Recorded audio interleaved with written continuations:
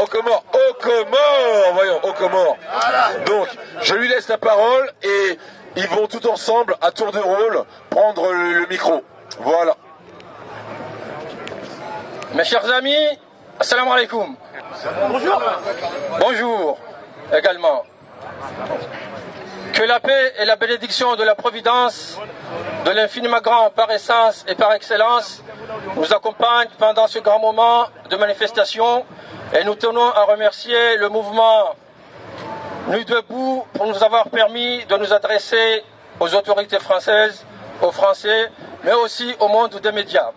Nous sommes ici, comme vous le savez, pour dénoncer les responsabilités des autorités françaises sur notre sol de Mayotte. Pour faire un peu d'historique, vous savez que depuis un décret de 1886 fait par le gouvernement français de l'époque, ce décret reconnaît l'unité administrative et politique des Comores qui fait de l'archipel des Comores un pays uni par la langue, l'histoire, la religion et la culture, mais aussi la civilisation. Et aujourd'hui, par la façon de faire, par la façon d'agir de la République française, la France a réussi à faire de l'archipel des Comores un pays aujourd'hui divisé, déchiré, émietté, compartimenté comme un chapelet. Ce qui veut dire que le Comorien n'est plus chez lui aux Comores, et en particulier à Mayotte. Vous êtes au courant, vous assistez à la radio et à la télévision, des maisons de Comoriens brûlées chez eux à Mayotte, des Comoriens qui sont chassés de chez eux à Mayotte, parce qu'ils sont chez eux, comme nous sommes ici en France, chez nous. Donc il est inadmissible qu'un pays comme la France, qui se dit patrie des droits de l'homme, permet ou accepte l'inadmissible. C'est pourquoi nous demandons aux Comoriens de garder espoir, de garder confiance, parce que l'histoire ne ment pas. Vous savez qu'il y a des années et des années, l'Algérie, oui, l'Algérie était un département français. Et quel est le statut aujourd'hui de l'Algérie? C'est un pays indépendant qui inspire respect et crainte à la France. Voilà les Comores de demain. Nous serons un pays uni avec Mayotte et que la France, qu'elle le veuille ou non, respectera. Parce que nous, Comoriens, nous avons toujours su respecter la France.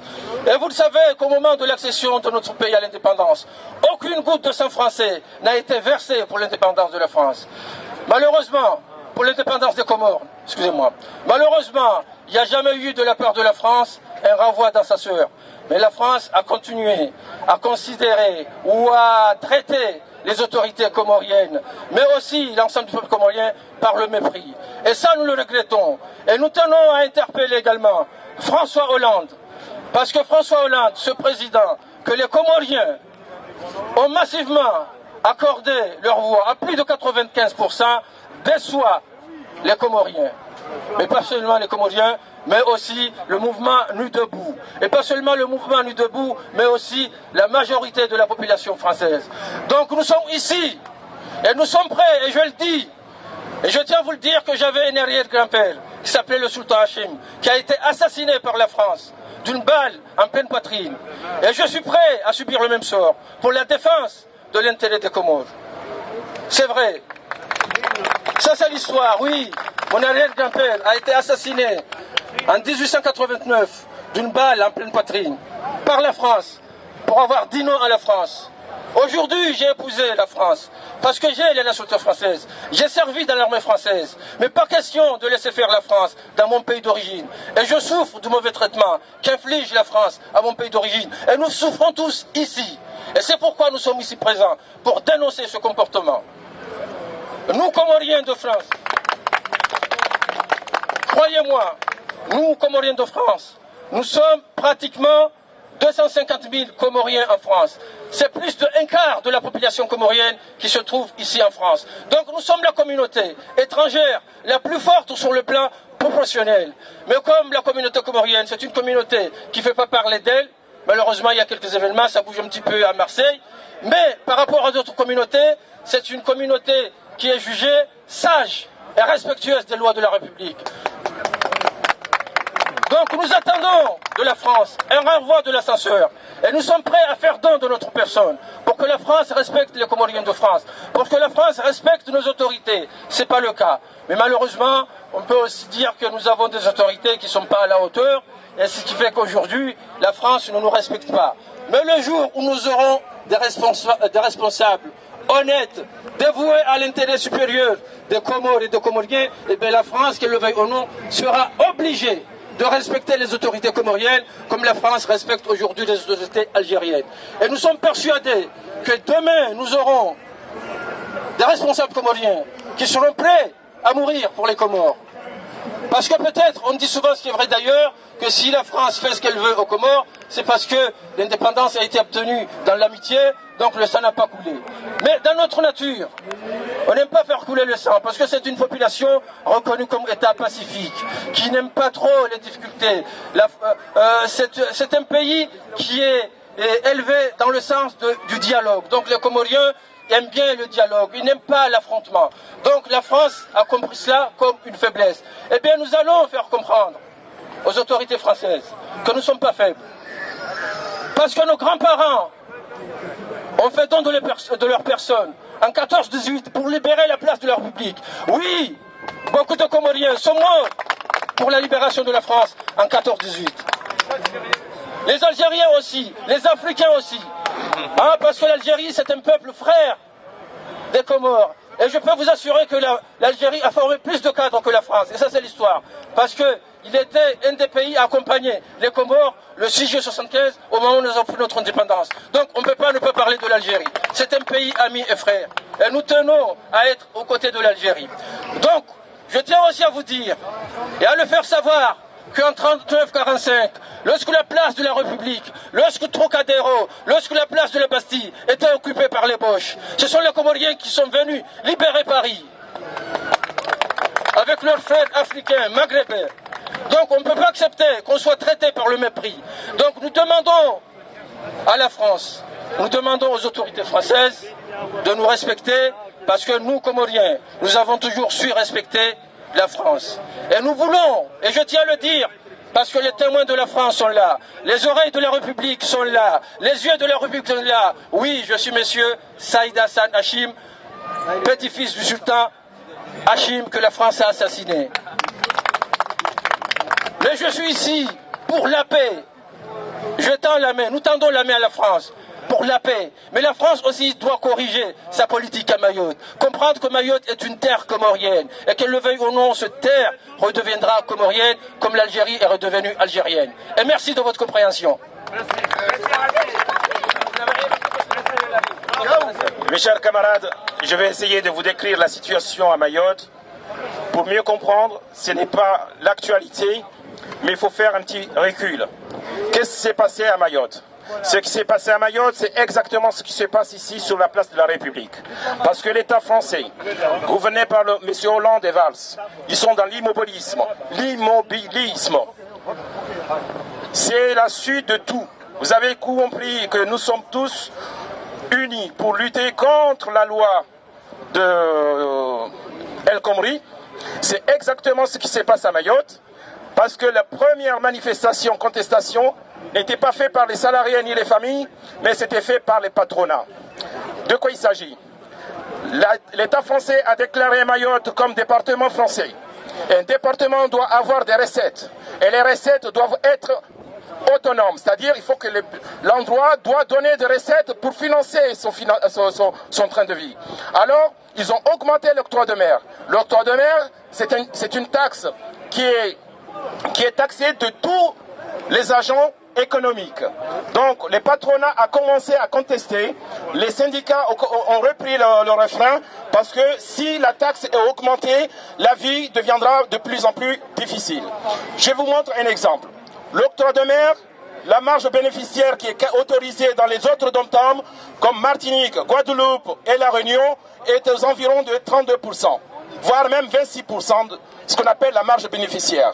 À Mayotte, avec l'octroi de mer, même avant même l'octroi de mer, la marge bénéficiaire est 42%. Ça veut dire quoi? Ça veut dire qu'un pot de yaourt que vous pouvez l'acheter ici en France à 2 centimes, vous allez l'acheter à 1,60 à Mayotte. Voilà la situation de Mayotte. Et c'est pas fini. Le droit de mer était imposé à Mayotte et tous les agents du secteur économique privé ont refusé. Alors, l'État français n'a pas apporté de réponse. C'est pas un autre sujet. Il y a un autre problème encore, c'est la taxe foncière. La taxe foncière, elle est exactement comme métropole. Si vous savez qu'une taxe doit être une recette, c'est-à-dire pour financer l'entrain de vie du département. Mais en retour, il n'y a pas de recette. Il n'y en a pas de recette parce que l'État français n'a pas fait ce qu'on appelle les minima sociaux égaux avec Mayotte. Vous avez entendu les contestations à Mayotte. Les Mahorais ont demandé que l'État français aligne les minima sociaux de la métropole et de Mayotte. Alors, ils ont fait quoi? L'État français, l'immobilisme de Valls et Hollande, ils ont créé ce qu'on appelle une bulle explosive. Voilà la situation. Ce sont des frères et sœurs qui sont unis par beaucoup de choses, l'histoire, patrimoine et beaucoup de choses qui sont réunies ensemble. On ne peut pas aller dans une maison à Mayotte sans trouver un lien de Moélie ou de Grande Comore ou d'Anjouan. Il est impossible. Moi qui vous parle, mon père était un ancien instituteur. Quand la France avait pris l'indépendance, quand les Comores avaient pris l'indépendance, je vous rappelle qu'il y avait un mouvement qui s'appelait les Serrer la main. Je suis fils de Serrer la main. Ce sont des citoyens comoriens que jamais l'État comorien a rendu hommage, mais nous sommes là, les enfants de Serrer la main. Mon père était parmi les grands fonctionnaires. Quand l'État comorien avait pris l'indépendance, presque 70% des cadres, c'était tous des Mahorais. Tous des Mahorais. Pour vous montrer que les Mahorais ne sont pas des salauds. Il y a vraiment des patriotes. Il ne faut pas dire que les Mahorais sont des méchants. C'est la situation explosive qui est préparée par Valls et Hollande qui rend la situation invivable. Les Mahorais sont nos frères. Tôt ou tard, nous devrons travailler tous ensemble, unis par beaucoup de choses dans l'avenir. Ne croyez pas et ne soutenez pas les pièges. Faites vos investigations, recherchez la vérité et cherchez celui qui profite le crime. Merci et je vous en remercie. Parler concrètement de ce qui se passe à Mayotte aujourd'hui, parce que l'histoire, on peut la raconter. Parlons de ce qui se passe aujourd'hui. Aujourd'hui, vous avez une chasse aux Comoriens qui ne sont pas de Mayotte, c'est-à-dire des gens qui sont partis là-bas chercher du travail d'une manière clandestine ou d'une manière régulière. Ils sont chassés de leur maison parce que soi-disant ils occupaient des places d'une manière clandestine. D'autres qui sont en situation régulière, c'est-à-dire qui ont des cartes de séjour. Mais vu la délinquance croissante, qui est la conséquence d'une modernité subite, qui accompagne la départementalisation récente de Mayotte, fait qu'il fallait qu'on trouve un bouc émissaire. Et ce bouc émissaire est devenu aujourd'hui le Comorien, c'est-à-dire le frère des autres îles. D'accord? Mais non, moi je suis pas là pour faire de l'histoire, parce que l'histoire on peut la faire. Aujourd'hui, tous les jours, il y a le débat de Mayotte comorien qui est posé au niveau des Nations Unies.